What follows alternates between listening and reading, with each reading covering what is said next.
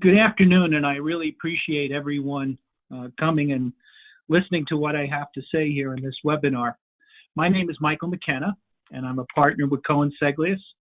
And for 40 years, I've done nothing other than construction law from the time I graduated law school in May of 1980.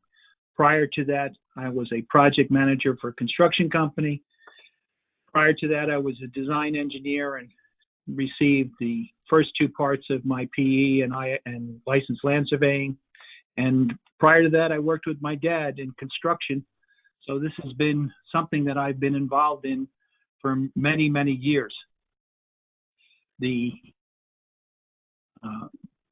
purpose of this seminar is to go forward and to talk about construction law as to how it involves contractors, and particularly over 40 years, I've seen a lot of different things. Most of the seminars deal with what are we going to do with claims and differing site conditions and changes and things of that nature. This is really going to be looking at construction law that I've experienced it over those 40 years and how it goes and what really impacts it other than claims. As I said, over the years, you've probably attended many seminars regarding claims. This is going to touch somewhat on claims, but principally is going to touch upon other matters. And primarily, we will look at other areas of the law other than claims and contracts, other than labor law. And I'll give you some basic thoughts and give you some of my experience as I've had them with these other issues and what you need to think about as a contractor if and when you face any of these legal issues. Suretyship. While it hopefully won't involve you, it may involve people that you work with and such, and that's certainly been a major part of my practice over the years, is representing contractors who have gotten into situations where there has been an issue and the surety has been called in. One of the things that you need to be aware of as a contractor is your general indemnity agreement. Candidly, this document is awful for a contractor. It basically gives all your powers and rights to the surety should there be any type of issues that come up there. And while I have seen sometimes when they've actually gone the whole route and gone after personal assets, sometimes they don't, it really gets to be quite a mess when you get into a situation where your surety has come in and starts to get involved in it. This is typically involving a performance bond where you have either been terminated for convenience or you have been terminated for cause. And it's typically the termination for cause where the performance bond issues start to come into play. The magic word in suretyship is default. The surety will basically not do much of anything until such time as someone has used that word and said that there has been a default and that they're asking for coverage pursuant to the performance bond.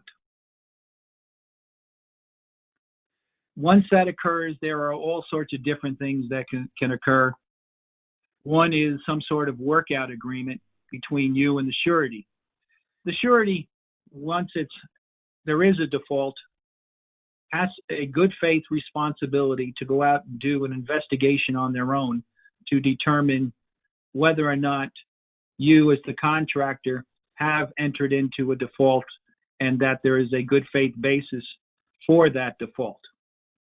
I keep on using the word good faith here because that is the standard. It's not that they have to be right. They just have to make determinations based upon good faith.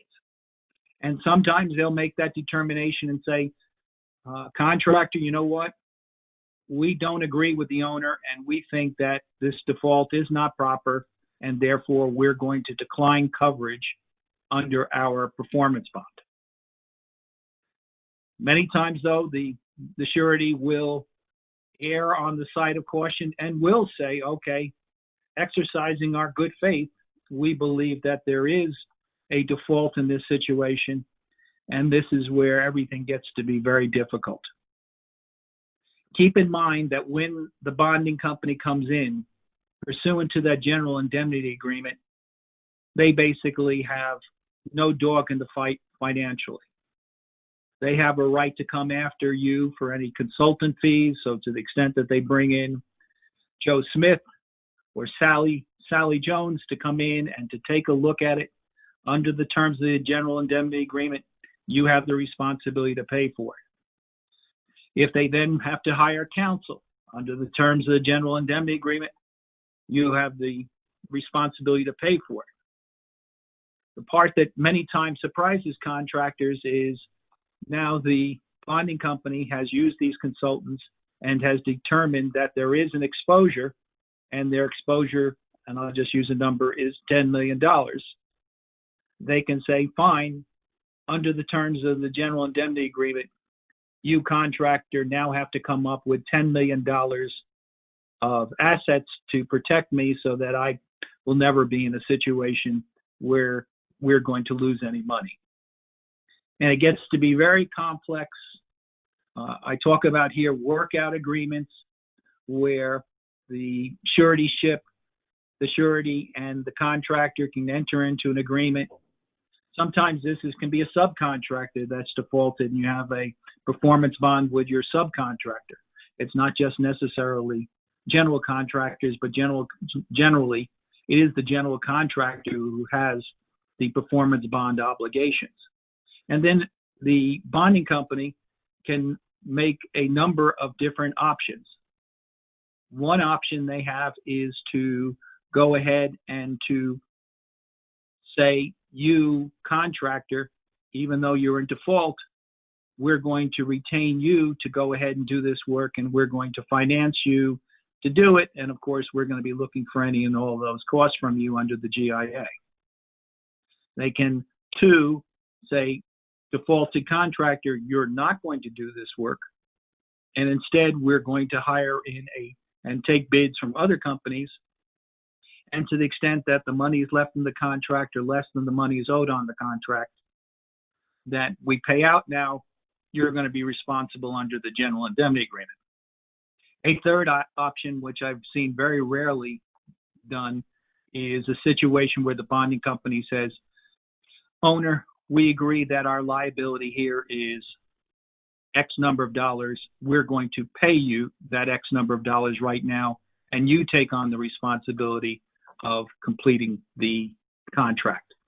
These are all part of the options that are out there, and as I said, most contractors don't know about these different options, but what you really have to understand is in a situation where the surety has been called in, your exposure is tremendous, and most of the time under these general indemnity agreements, you have personal indemnity, not just corporate indemnity. So it's your house and your assets that are potentially in play here.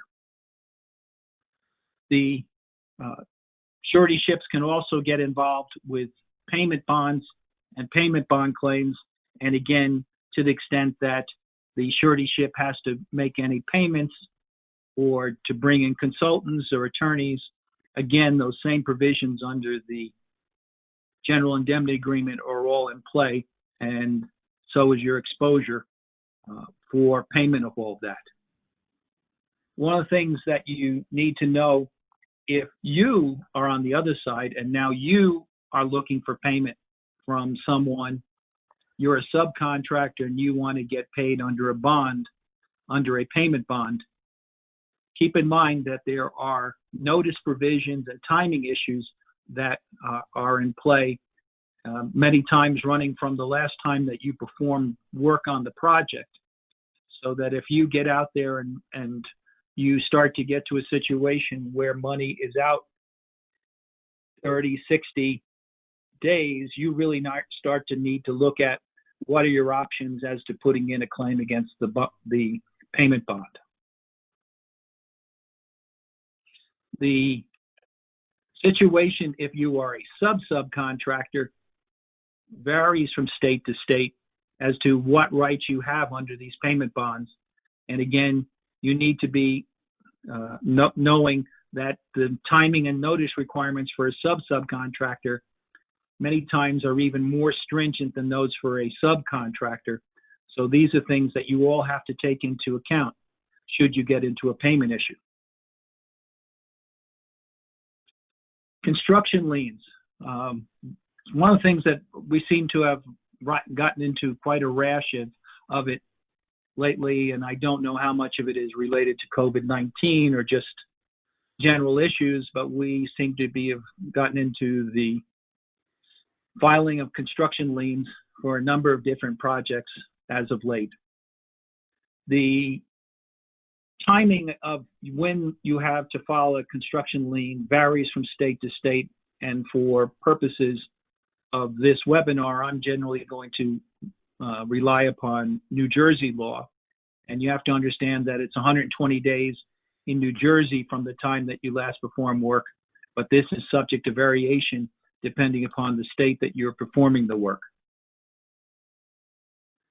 Also, one of the things that most contractors don't realize is that in the case of a construction lien, you can only claim for amounts under the contract that are due to you. You cannot make a construction lien or file a construction lien for claims or change orders that are in dispute. It's only amounts that are not in dispute. Well, what happens if you do?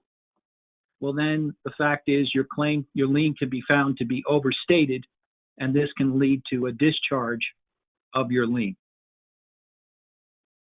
meaning you lose all rights, even the ones that you would have had as to the contract amounts had you made the proper claim. It is a useful tool, as many times what happens is you'll file the construction lien, the owner will come in and say to the general contractor, bond off the lien, get that off my title, and now you will have a bond that you'll be able to go against to get paid, which is even better than having the construction lien to be able to go against. Again, good if you're a subcontractor, not so much if you're the GC that now has to come up and put up that bond for the construction lien that's been filed against you by a sub or a subcontractor. One of the things, too, you need to keep in mind is what happens is if you are a GC and you pay a subcontractor, the subcontractor does not pay the subcontractor. You only have a responsibility to pay once to the subcontractor, and you do not have exposure as a general statement for the fact that the subcontractor didn't pay the sub. One of the things we kind of, many times when I look at this, is I look at where did we get here and how did we get here. When I started in law 40 years ago, the Miller Act was something that was tossed around a lot more than it is nowadays. And nowadays you basically never hear the term Miller Act. But the Miller Act came about due to the inability, if you are a subcontractor, to lien on a public piece of property. The United States government passed what they called the Miller Act that required contractors to get payment bonds to guarantee payment because they recognized that subcontractors and subcontractors were now losing their lien rights due to the fact that there was now going to be a public contract. In turn, states then passed what were then called Little Miller Acts, and New York, New Jersey, Pennsylvania all have these Little Miller Acts. Many times they're just referred to as the Bond Acts, but this is the reason why on public contracts you'll almost always see a requirement for a payment bond on a public contract is as a result of the application of these Little Miller Acts. Municipal liens. This is something that is also out there as an ability for you to be able to protect yourself. A municipal lien, and again, we're talking about a public property, so you cannot have a lien against property per se. But what it is a lien against monies that may otherwise be owing and due to a general contractor. So let's say that you have a $10 million contract. The owner has paid the general contractor $6 million. You have a $1 million claim against the general contractor for non-payment. Since the owner owes $4 million of the $10 million, you would have the ability to file a municipal lien on that money. And again, the typical thing that happens here is that there's some sort of bonding that comes through on this so that you can get yourself a good, solid financial position to protect your rights against the monies that you're owed.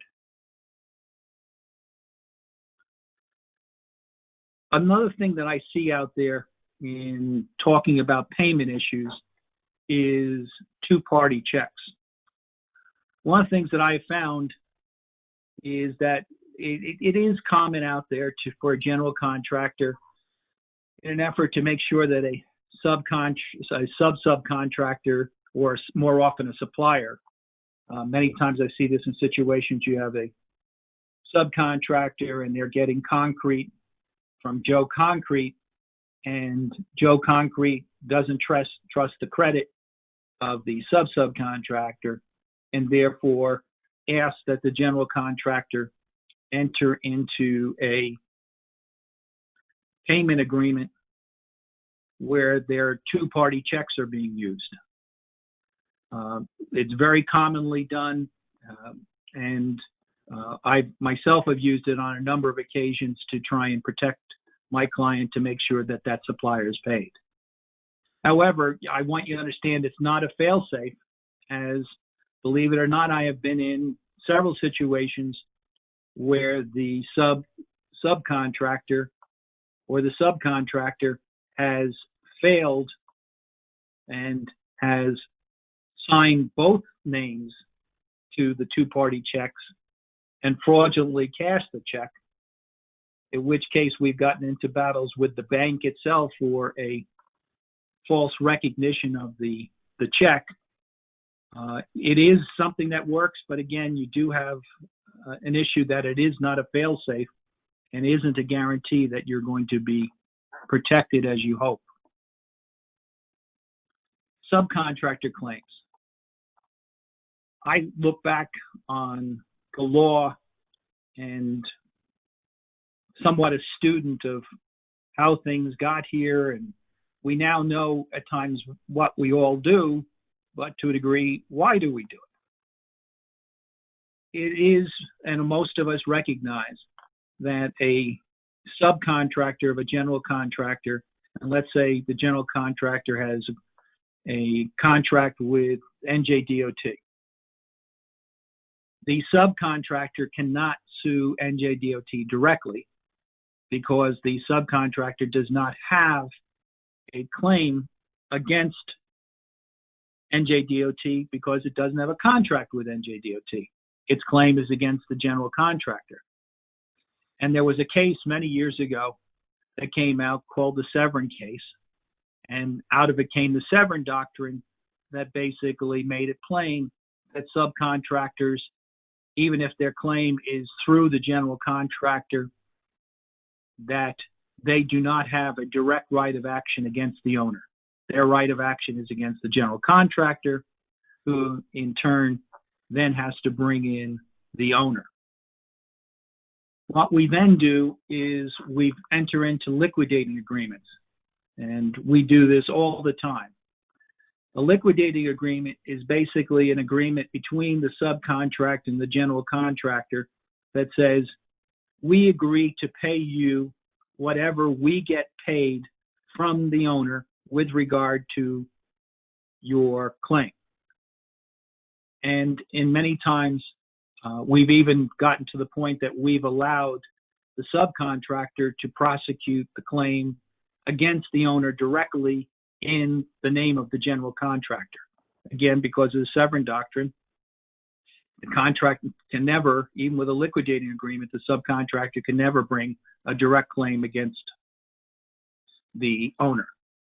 So we use liquidating agreements all the time, and they're something that you need to be aware of as a particularly a general contractor. And as I said, I've even set them up where the subcontractor has gone ahead and pursued the claim in the name of the general contractor, but the general contractor has no per se involvement with it. There is a other thing that I wanted to talk about with subcontractor claims. And unfortunately, this is something that I find is very difficult, and there is no easy answer. Is people say, well, Mike, what do I do if on one hand, the owner has a series of issues that is impacting me as the general contractor, and then on the other hand, I have a subcontractor who is not performing? Well, general contractor, you are in a difficult position, because to the extent that you write letters to the subcontractor and you wind up in a claim situation with the owner will use those letters against you, and vice versa, to the extent that you're writing letters to the owner claiming that the issues and the time impacts are caused by the owner, the subcontractor will say, see, it wasn't me after all. It was the owner who was really holding you up. And there is no easy answer for what you're supposed to do in these situations. To me, I've always sided on the side of putting the claims against the owners, because more often than not, the owner has the ability to be able to pay, and a subcontractor may not. But there is no easy answer to this. And all I can say is that to the extent you think you're going to be in litigation, you need to document both sides of it.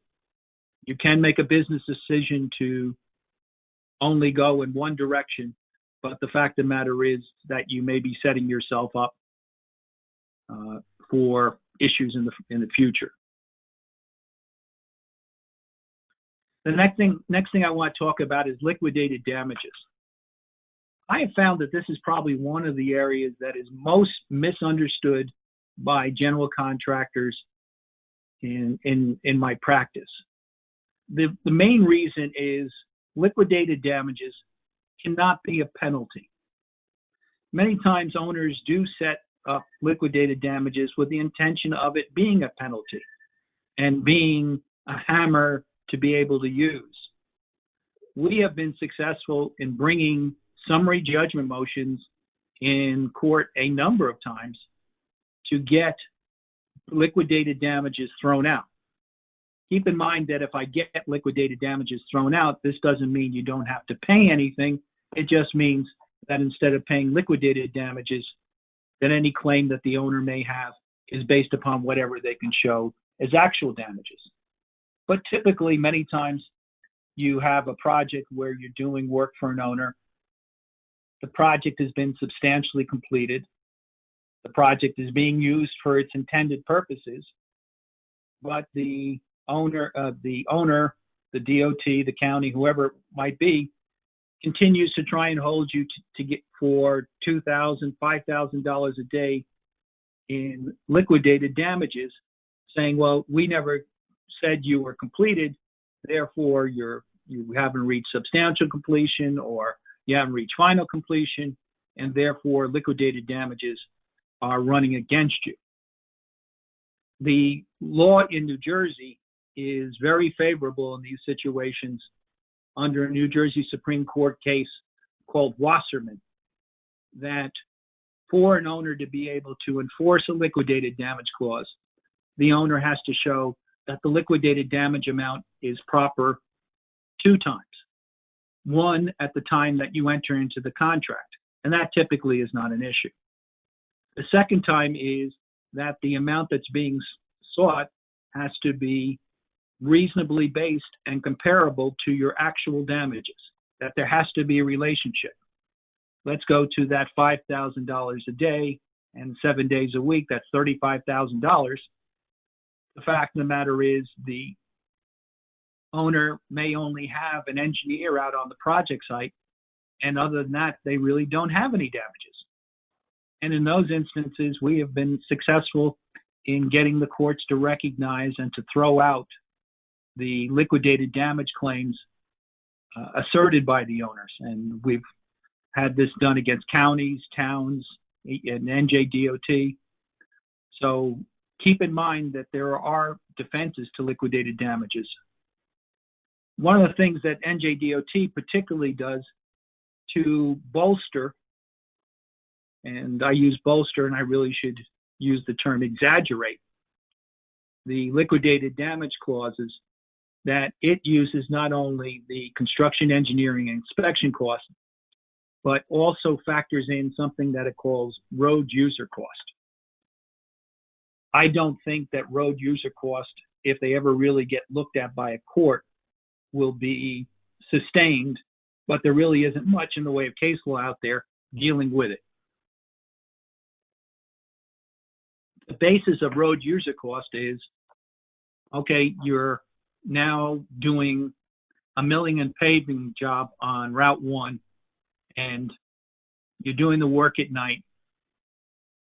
So you've got the roadway a couple times down to one lane, and therefore, for Sally Jones to get from the beginning of the project to the end of the project, she's going to be in her car for 5 minutes. And they go through all these calculations, longer than she would be if you were not out there doing work.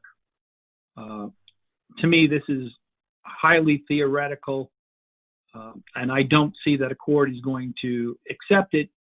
I have challenged it. I had an Alabama Supreme Court case that recognized in a footnote that this was questionable. But the fact is, there really isn't any case law that I'm aware of that really solidly says that this is a proper basis. Yet, many times this is 60 to 70% of the amount of the money that NJDOT is looking for in its liquidated damage amounts. As I said, the Wasserman test here in New Jersey is a great case that makes the court have to examine the damages being claimed and determining whether or not they compare to actual damages. Stipulated sums. Well, some of you say, well, what is that? Many times specifications will state a stipulated sum as damages that a general contractor or subcontractor will have to pay for not meeting specification requirements. For example, the milling and paving, the compaction is supposed to be to 95%. Now you're out there and they pull the cores and you only have 90%. The specifications say, well, you only get paid 75% of the amount. We have successfully challenged those on occasion, saying, why? Do you have information to show that if a road is only compacted to 90%, that instead of it lasting 10 years between millings, it will only last 7.5 years? That's just this particular example, but there are many times where these come up as you as an owner, as a general contractor, where you need to take a look at and say, okay, what is the basis of that? It has to be based upon actual damages. Again, that same concept that we talked about with Wasserman. And another example here is IRI, International Roughness Index, where you might not meet the requirements per the contract and you're now being penalized. There needs to be some sort of tie-in between that penalty, which is really what it is. It's not really a damage. It's a hypothetical damage. But one of the ones that has always gotten me my craw is lane rental charges. To me, this is pure penalty. Where lane rental charges come in is that you are working on the Garden State Parkway and you are doing milling and paving and you need to be off the road by 7 o'clock. But because of an equipment breakdown or whatever, you're not off the roadway until 7:30. they now want to charge you $10,000 for the fact that you came off half an hour late. Why? What are the Garden State Parkway's damages as a result of that being opened up half an hour late? It's not like they could have rented it out to somebody else, and because you were using it, again, this falls back into this concept, well, you're holding up all these road users who are clients. Yes, they are your clients. They are not you. And to the extent that they might have damages, that might be true, but what gives you the right to be able to collect damages on their behalf? So I don't know. I've always felt that this is another one of those areas that is very, very iffy as to whether or not it's collectible.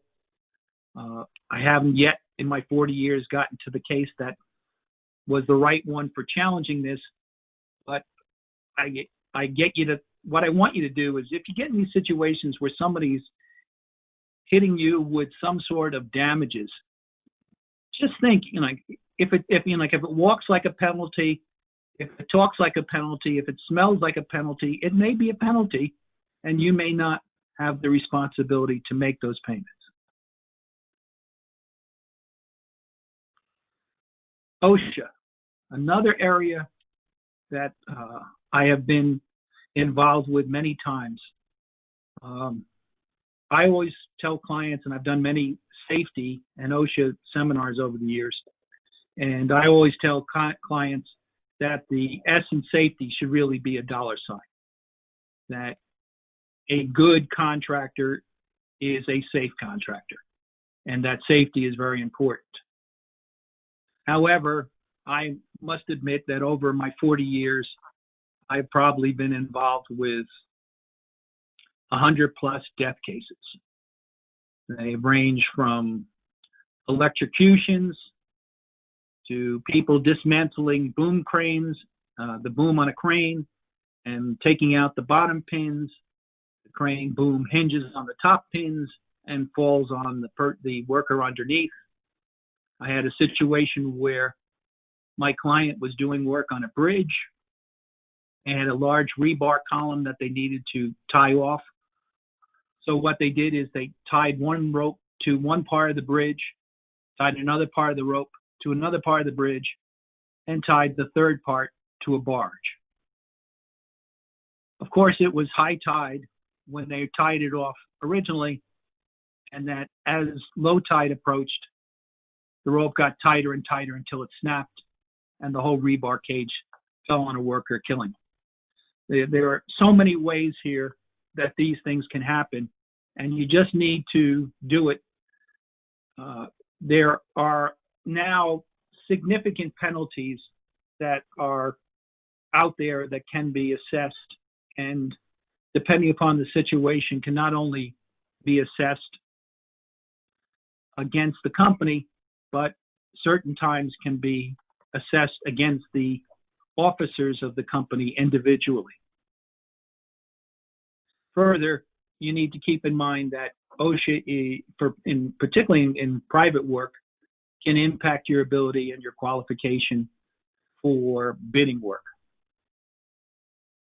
As I said, most contractors don't realize that if there is a willful violation found, that they might themselves have personal liability. The most common defense that we have and we try and use all the time is employee misconduct.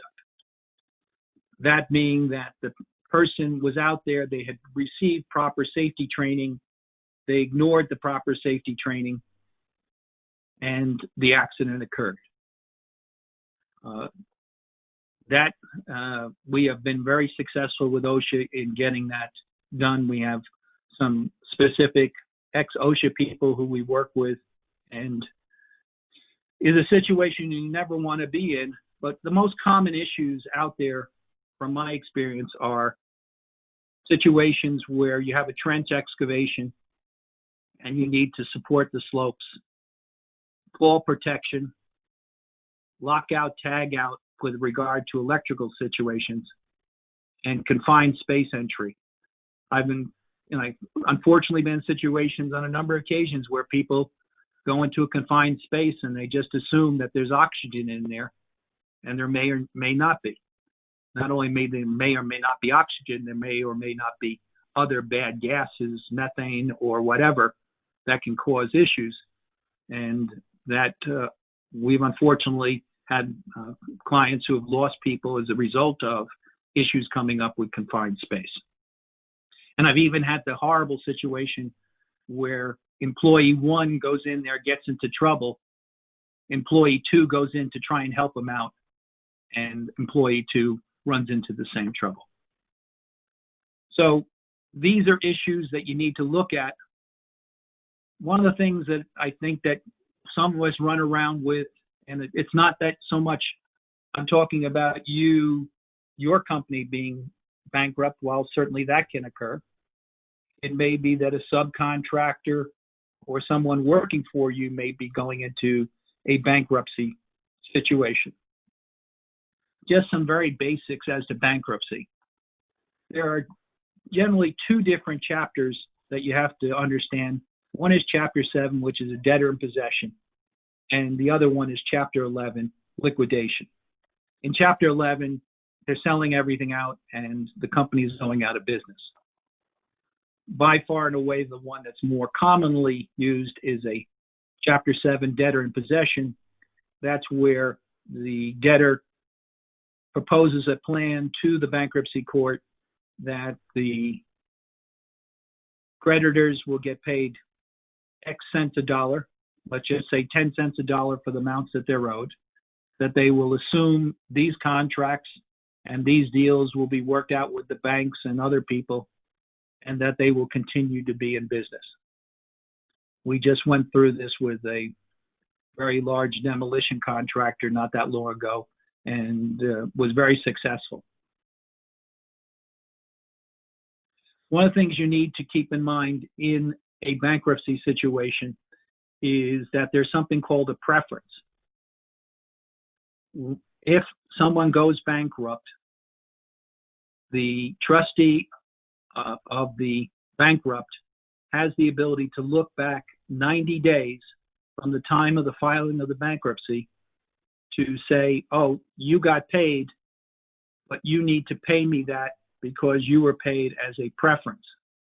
And what is a preference is a very loose definition, and I've seen from experience that you've gotten what is effectively a progress payment, and the trustee is now trying to recoup that money from you. Also, in these situations, if you have a claim, please keep in mind there are time frames that you need to file your claim as a creditor, and that you may want to participate in the bankruptcy and become a member of the creditor committee who works with the U.S. bankruptcy trustee as well as the trustee for the bankrupt in trying to determine who's going to get paid what and how things are going to move forward.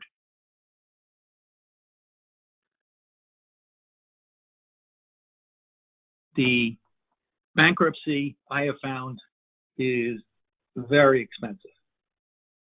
The recent bankruptcy we were involved in, that some of the lawyers were charging and getting paid $1,200 or more an hour, which I just frankly don't understand whatsoever. But that's what they charge and that's what they get paid. So bankruptcy is a very expensive option to try and think about. Another area that people don't understand is insurance and their rights and obligations with regard to a comprehensive general liability policy, generally referred to as a CGL policy. The name of the game in CGL policies is exceptions to exceptions. One of the things that most people don't understand is that there is many times a ability for a contractor to get coverage under their CGL policy for property damage caused by defective work. You universally will not be able to get paid the amount to correct whatever was defective. But the classic example is you put a roof on a building, the roof leaks, you do not have insurance coverage to fix the leak. But to the extent now that the water leaks into the building and damages work that is not defective, such as the ceiling, such as an oak floor, damages property in the building, etc., that you can very likely have coverage for that under your CGL policy. Another thing, whenever I start talking about insurance, that I always bring up is pollution coverage. I've unfortunately been involved with situations where pollution coverage has come into play. Well, you say, well, how did that happen? Well, I had one situation where a contractor was doing work and ran into a high-pressure gas line, and the high-pressure gas line leaked and started leaking gasoline all over the property, and the gasoline found its way into a local stream. The costs were very, very significant for the cost of cleaning up and for trying to deal with the Department of Environmental Protection. But it also has happened where a contractor goes out on a project site and puts out a 500-gallon tank of diesel, and kids come along and open up the tank and drain it out into the property. It's not very expensive to get, and it is something that if you get into a situation that you'll be very glad that you have it for normally a very minimal expense. Also keep in mind that in drawing up your policies and your contracts, you want to look at being named as an additional insured on policies to give you even more coverage. Well, I've seen in times this gets into a battle now as to who has to pay between the various insurance companies. That's a much better battle to get into as to what insurance company will pay as opposed to who will pay.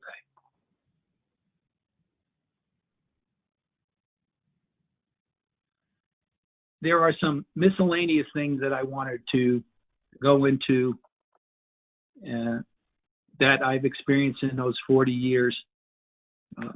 And people are very familiar with something called the statute of limitations. A statute of limitations is a time period that you have as to how long you have to bring an action against someone. It typically starts at an occurrence such as a breach, and the breach causes damages that you may have 3 years, 4 years, 6 years, whatever, to bring a cause of action, or you're outside the statute of limitations.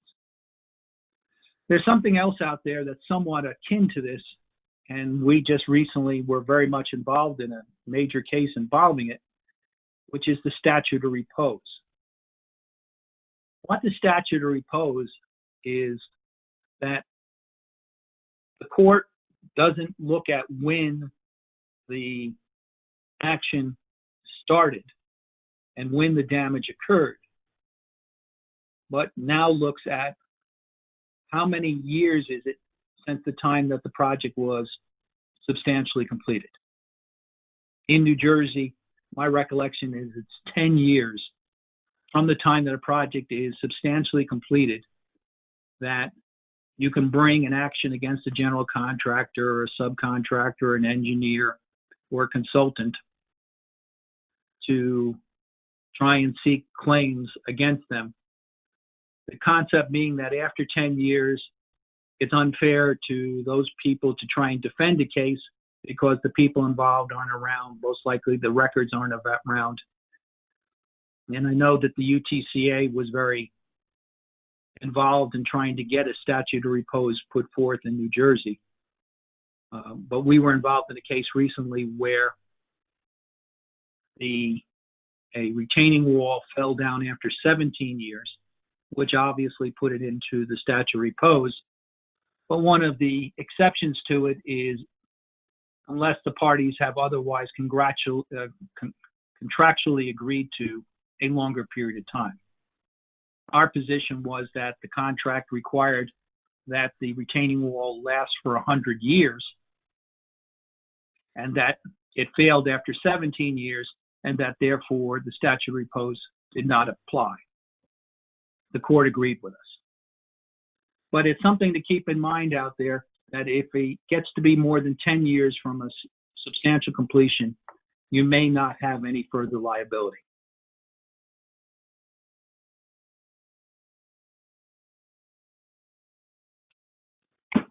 I'm not going to talk about claims per se, but I am going to talk briefly about evidence. I'm a trial lawyer. I get in front of an arbitrator, mediator, a judge, a jury, and what I need to give to them is evidence. Document, document, document. I've seen many instances where a general contractor gets into a claim situation and writes the perfect initial notice claim letter and puts in the claim and puts in the proper notice. But the really well prosecuted and winnable claims are where they continue to document it, where I've been in situations where every month, at the beginning of the month, I have my client write a letter and saying, these are the issues that are currently outstanding on this project that require resolution. Sometimes I've even had them do that letter weekly, depending upon how bad the situation is. The other thing that I'd like to talk about just briefly is the D word, delay. I think that it's well overused and that you really should think once, twice, 3 times or more before you ever use the word delay in a claim, because it has so many defenses and issues, no damages for delay, etc., that I prefer that you use extended time for performance. And there are some cases out there that do make that difference between an extended time for performance and a delay. And my advice to you is don't use the D word. We were involved in a situation where a subcontractor similar to my subcontractor put in a claim and used the D word throughout. And on a motion to dismiss, not even a summary judgment motion, the court threw out the entire claim, which was about $15 million, based upon the no damages for delay clause. When I supervised the claim document, I made sure they never used that D word, and we are successful moving forward with that's our subcontractor's case. And I think in part, that's the reason is we never used that word and didn't set ourselves up. And also I think that we have some contract revisions that give us a little bit of a better leg up. The power of an email. One of the things that people still don't understand is that there is no difference in a court between an email and a letter, or if you took a stone tablet and carved out and set it on a stone tablet and dropped it off at somebody's office, that all of these things are going to be looked at the same in a court. And that you have to understand many times that an email is a very powerful thing. One of the things that I caution you against is don't play email tennis. Just because an email comes to you doesn't mean within the next 5 minutes you need to send the email back across the tennis net to the other side. That you can wait. And I've never seen a situation where somebody has successfully argued, isn't it true, sir, you didn't reply to that email for 24 hours? No, that's not generally going to be an issue unless it's some sort of emergent thing. But the fact is, watch yourself getting into email tennis. Also watch emails that you write after 6 o'clock when you're tired. I had a president of a construction company many years ago who told me the 24-hour rule, and it has saved my reputation on many occasions where I've written that nasty email, made references to goats and mothers and everything else, and let it sit there and picked it up 24 hours later and inevitably say, boy, I'm glad I didn't send that email. One of the things you have to understand is that there is basically zero tolerance by an arbitrator, mediator, a judge, and particularly a jury for you to be using profanity, curse words, showing disrespect in emails. I've just seen it so many times. I've successfully used it where juries just don't like it. And I really, really caution you in your communications to make sure you don't do that. As to evidence, photos and videos are pretty obvious, and that in taking a photo, make sure that you have something in the photo so that people can get both a time reference and also a size reference. One of the things we've been using very successfully is drones. We have a client who has a project, and one of the issues is a tremendous current where they were building the bridge that impacted the work. And they got a drone up there, and you could really see in times where the tide was coming out or coming back in, where the current was just quite phenomenal to watch from that drone to see how, wow, that's really pretty wicked through there.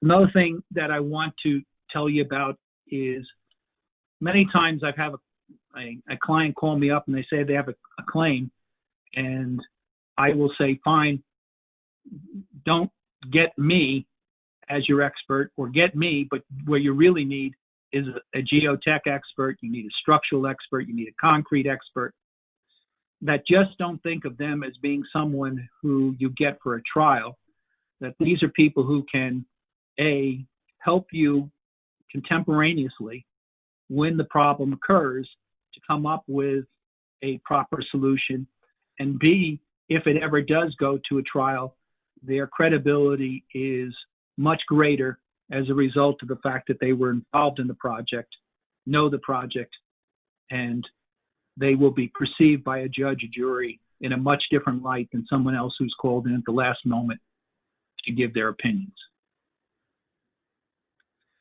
I don't have that much more to go through here. I'm going to go somewhat quickly. Dispute resolution process. When you get into a claim situation, think ahead as to what is the dispute resolution process that is laid out by the contract. Is it mediation? Is it litigation? Is it arbitration? Is it disputes review board? In each one of these situations, you need to be thinking about how you're going to be sculpting your presentation, because to me, I would sculpt it somewhat differently depending upon which one of these I'd be pursuing. To me, there wouldn't be much difference between arbitration and a dispute review board, but the fact is, you need to think about that when you put your claims together as to who's going to be the ultimate trier of fact in this. The last thing is I'd like to thank you for your time and attention as I'm closing in very rapidly on my 1 hour of time. And the approximately 100 people who have been nice enough to take time out of their day to listen to this webinar. I hope you've heard something or learned something, and that it's been of interest to you.